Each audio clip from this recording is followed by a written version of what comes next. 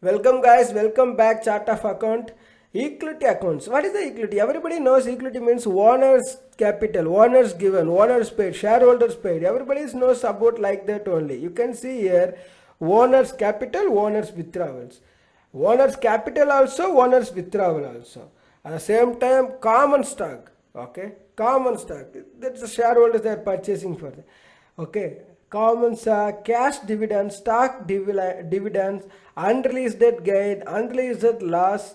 This is all equity. Okay, you have to when you are going to make the balance sheet, you can mention like those what are the expenses coming, what are the this heading is coming. You can put it in the liabilities. Sorry, equity account. Okay, this is the equities like the common stock. I already explained like shareholders, the one companies they are going to sell the stock, they're raising the capital. So that is why the raising the capital, when they're raising the capital, they grow the business. Whatever the profit based on the share, they are given to the dividend, the stock dividends, okay, cash dividends.